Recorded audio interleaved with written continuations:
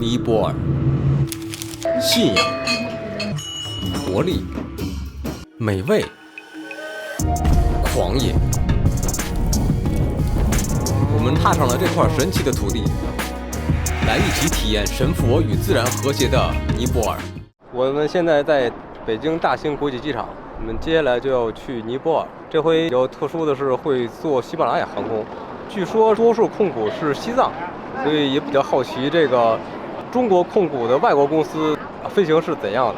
第一次遇到没有餐，5个多小时的行程没有餐，我以为它是廉价航空，结果我查了一下，发现它价钱也不便宜，也得3000多块钱，好像是往返。国航的话好像是4000多，而且它托运行李只能15公斤，所以感觉挺抠的。穷，尼泊尔太穷了。3乘3那小飞机，我们都怀疑它能不能飞这么长时间。出关的那个工作人员呀，跟印度有的一拼啊，好慢呀。有西瓜、哈密瓜，西瓜和哈密瓜的混合，这不能事儿。我身后的就是博达哈大佛塔，围着这个塔一圈，全部都是小店，各种纪念品、小吃店、咖啡店、饮料店、冰激凌店。我们已经开始排队值机了，不过现在有一个问题，就是我们接到了通知，我们的飞机晚点了。本来应该是5点45飞，现在已经晚到了7点10分吧，刚才看。7点52现晚。更晚了，反正到那儿得大概11点多了。还好今天没有行程，晚就还好，顶多是休息累一点。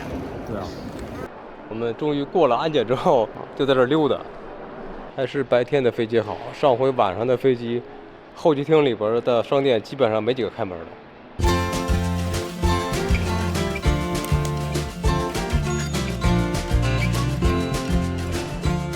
我们终于登机了，然后看那小飞机倍儿小，身后的那个是一个33的。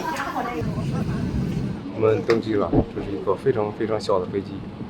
一般都是内陆飞机坐的，结果发现这个3乘3那小飞机，我们都怀疑它能不能飞这么长时间。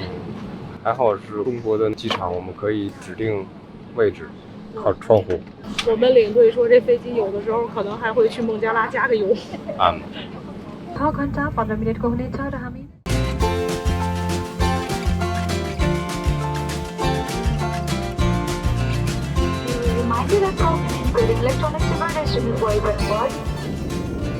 我们的飞机虽然没有餐，但是它发小食，感觉有点像那种全麦的那种饼干。我摸了摸碎了，它还有一个中和的果汁，还有一瓶白水，好像就是这些，没有别的了。就发了我们一小包开心果和一块小蛋糕，虽然没有正餐吧，但是这些也能吃饱了。再加上我们还从楼下的就是机场的便利店买了蛋糕。这个小蛋糕居然不是很甜，小蛋糕还挺好吃的，而且它不干，还挺湿的。所以现在得省着点，现在我得算点团费票，然后开始已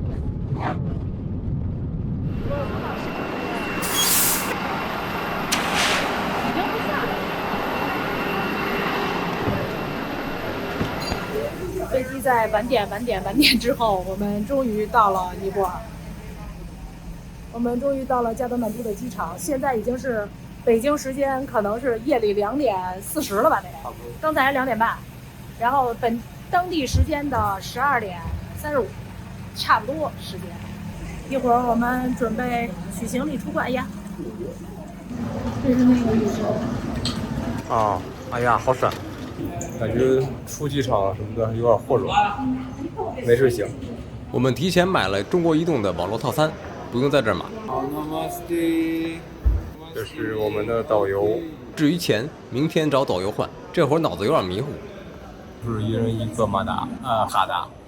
机场里边到处都是苹果跟3星的广告。我们出站上车了，现在准备去酒店。下雨了，下的还挺大。我们这个车不是特别大的车，和在印度的时候一样，除了司机之外，还有一个小工专门负责什么发水啊，帮着搬行李啊，然后这些，感觉这些国家就是增加就业几率。加德满都城不大，没一会儿我们就到了酒店。大晚上的先不拍什么了，能睡一会儿是一会儿。现在是尼泊尔当地时间3月23号的7点，在经历了昨天出师不利的出关入关之后，我们终于在酒店休息了2个多小时吧。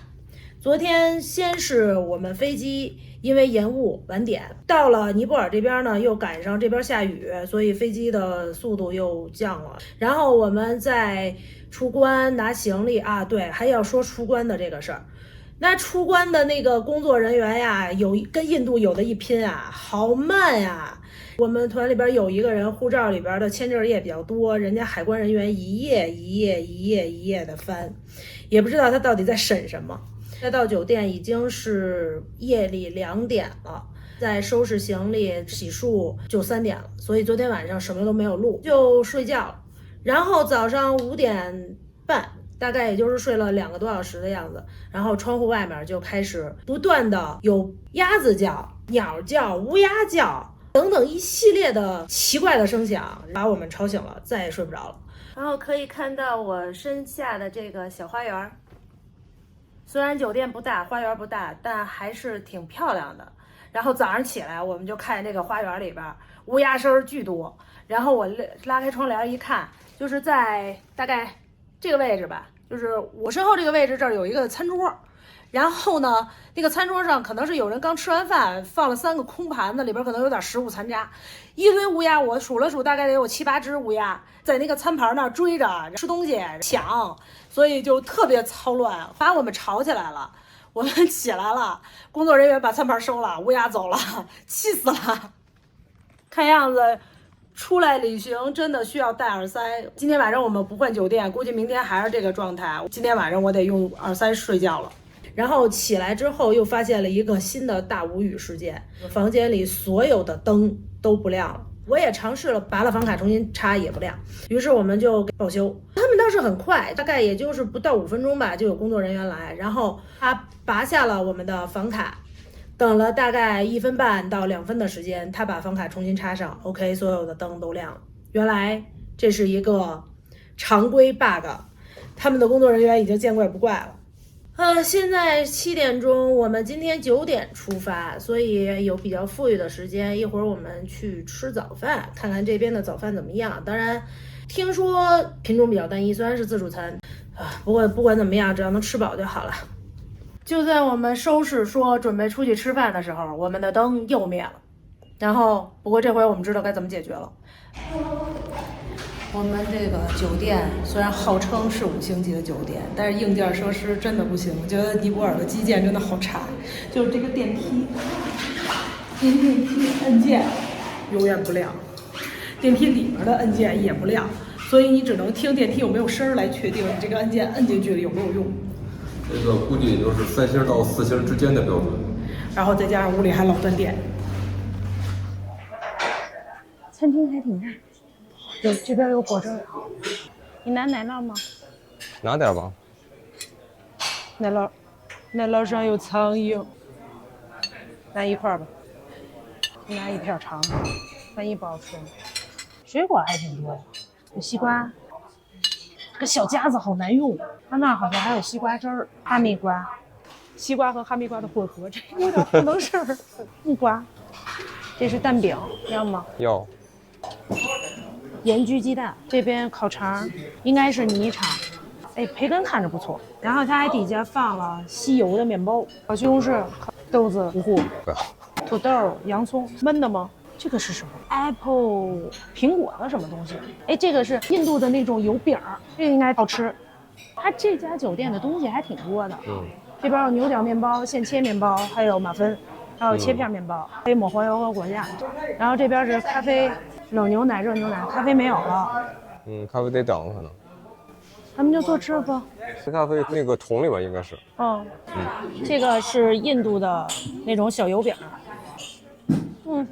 它炸了之后里边没有放盐，所以这个油饼它没味儿。就是油饼的原味。那边有那个豆子的糊糊汤，就是你可以蘸这个油饼吃，但是说实话，一看那个豆子糊糊汤我就不想吃，所以没味儿就没味儿吧。我们刚才拿的这个土豆是提前炸过的，而且是拿香料腌过的，可香了。但是有点噎，看到咽着都费劲。它里边是那种不是那种传统咖喱的味儿，那有点像东南亚咖喱的那种味儿。对，这个西瓜汁儿，纯纯的西瓜汁儿，鲜榨的，冰的，特别好吃。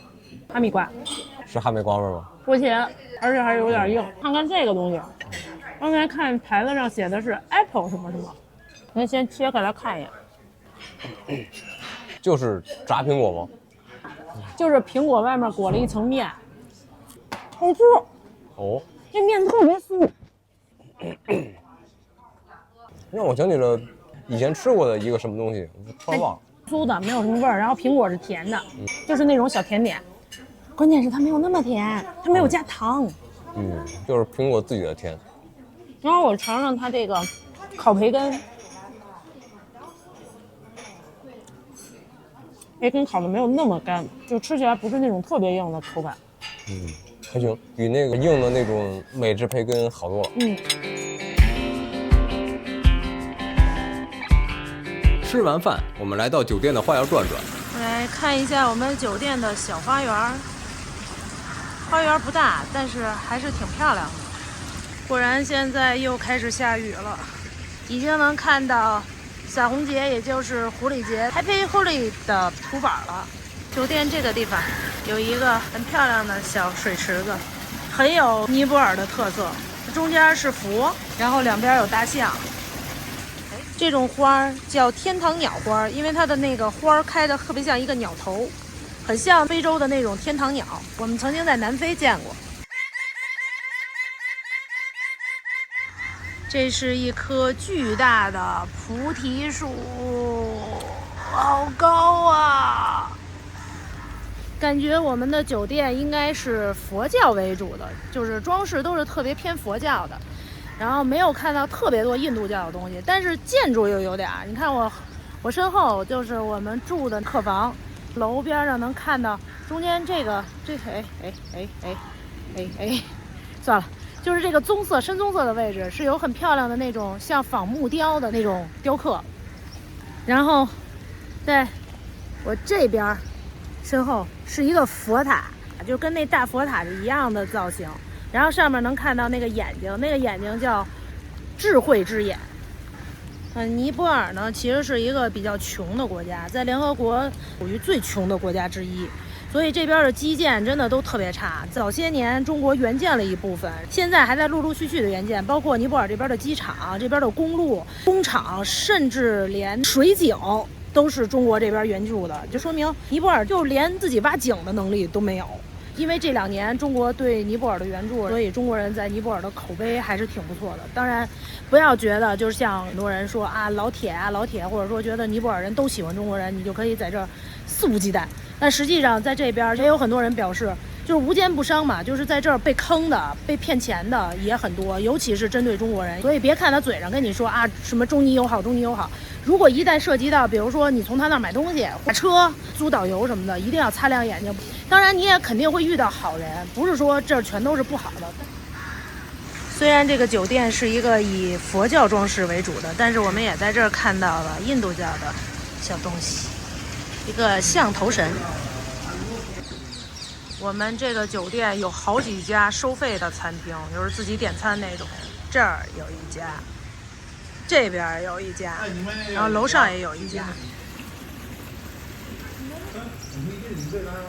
这里有象头神点的油灯，里边是灯油，可以看到灯芯。什么女神节这都撒。台灯节就会撒这玩意儿。我们酒店的商店里边卖的服装，感觉这个它这种尼泊尔风格的服装有点像中东那边的感觉。你看这个衣服中间对襟儿，然后这种花纹跟新疆的特别像，新疆好像有些就是这样的衣服。然后上面的昨天查了，我们住的这个酒店应该就是在泰米尔区，所以这附近酒店巨多，就是隔个不远就一酒店，隔个不远就一酒店。我们的酒店对面是个学校，学校的学生在打篮球，不知道是不是学校活动，因为今天是周6。然后这边拘着一堆人，不知道是干嘛的，在学校门口的一个小店，好像是。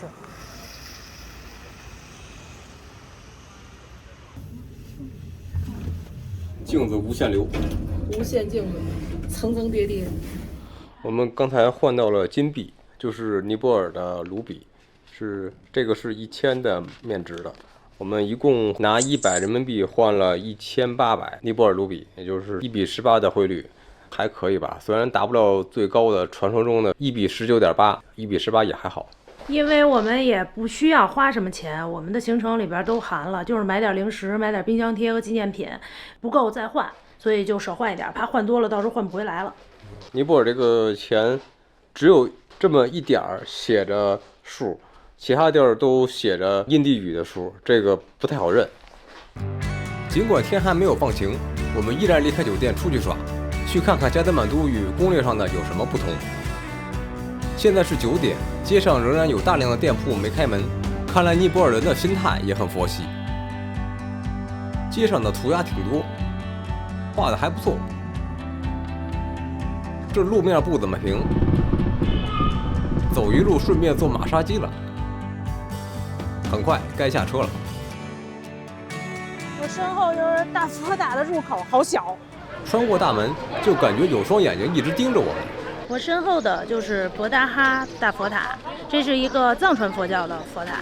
博达哈是音译，意义的话叫满愿塔，它是全世界最大的覆钵式佛塔，就是你能看到底下这个半圆，就像一个倒扣的钵，就是和尚化缘用的那个盆儿，半扣的这个钵，它象征的是地球大地，承载着一切的万物，然后上面是一个镀金的方形。上面画着眼睛，这个眼睛就被称为佛的智慧之眼，也叫慧眼。塔顶四面都有的佛眼，代表着四面八方都充满了佛的智慧。智慧之眼上面是一个有点像锥形的形体，然后它分13层，代表着人在开悟之后需要经过13层的磨砺，才能真正达到顿悟。然后再往上能看到上面有那种西藏风格的那种伞盖，这个伞盖就代表着你开悟之后得到了真正神的认可，然后你就可以升天，然后顿悟。然后再往上是一个螺旋状的，那个就代表你的思维已经上到了那个神的境界，代表你的灵魂已经飞升了。这座传说有1600年历史的佛塔里面，供奉着释迦牟尼的真身等众多舍利。1950年时，这四周还是农村，但随着几年后西藏叛乱失败，一些流亡者定居在了这座佛塔周围。这儿的人越聚越多，越聚越多，然后就成了现在这个规模。然后现在大佛塔这儿已经是世界文化遗产，并且是加德满都最受欢迎的一个旅游景点之一了。2015年尼泊尔大地震的时候，这个佛塔上面那个尖尖毁了，然后现在你看到的这个尖顶和伞盖都是后来重修的。还能看到从佛塔上面延伸下来很多旗子，然后这个旗子是5种颜色，每种颜色代表一种含义。黄色是大地，白色是空气，红色是火，绿色是水，紫色代表是人的生命精华。然后这一切都是与佛教的理论是相呼应的，也跟这个佛塔的理论是相呼应的。我们在佛塔四周看到了虔诚的信徒，还有很多行色匆匆的人们，显然他们不是游客。在大佛塔这儿能看到很多藏传佛教的人，然后包括藏族人，然后他们就在这儿转经，然后绕着塔转圈，每天都有不同的人在这儿转。去过西藏人都知道，他们藏传佛教的人有多虔诚。围着佛塔的这一圈转经路是藏传佛教信徒捐资修的，大概有600米，绕佛塔一圈，然后所以很多信徒现在都在这儿转。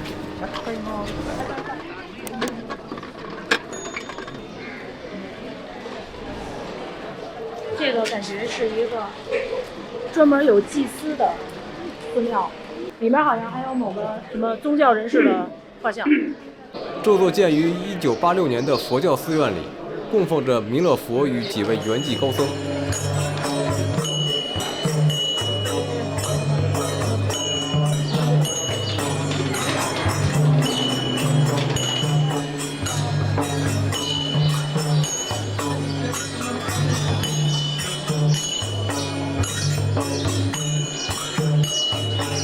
围着这个塔一圈的外沿，全部都是小店，各种纪念品，然后有小吃店、咖啡店、饮料店、冰淇淋店，然后还有小纪念品店，特别多的店。所以大佛塔这儿，其实佛塔本身没有太多可逛的，但是你可以在逛完佛塔之后去这些小店转转。还有旅馆可以登高看全景，要是有时间在这儿住一晚，就能看到夜幕与晨曦中的佛塔了。它旁边有个小佛塔，在小佛塔旁边有个小佛塔。小佛塔的这边有2个骑象人的雕像。茶摊老板后面的门吸引了我们的注意，居然有个老外在打坐。每个人都好像在同一个空间里，又彼此独立，毫无影响。大佛塔的广场这儿有卖鸽食儿的，你可以买个鸽子食儿，然后在这儿喂鸽子。然后大部分的鸽子都在那个圈儿里边，就是不让它乱跑。有人买了鸽子食在喂鸽子，鸽子都冲过去了，呜呜喳喳的一堆。也不飞了，现在我也不好在这儿。这会儿正好。好多流浪狗，不知道你是否能注意，每条狗旁边都有饼干。就狗都不稀得吃，说明伙食很好。狗狗都可胖了。撸它，坐下了这就。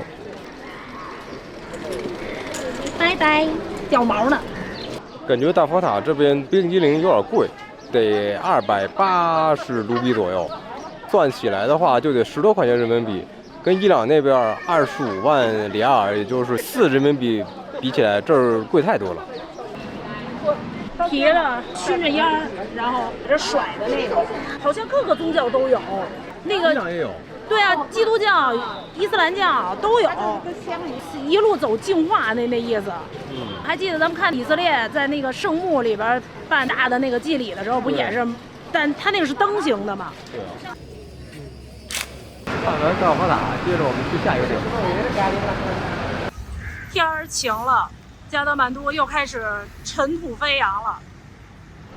感觉尼泊尔这边的旅游业还是比较发达的。街上到处都是换钱的地方，不过这个地面是实在难以让人恭维，得小心着走。这会儿太阳出来了，我们穿的这身衣服就开始觉得热了。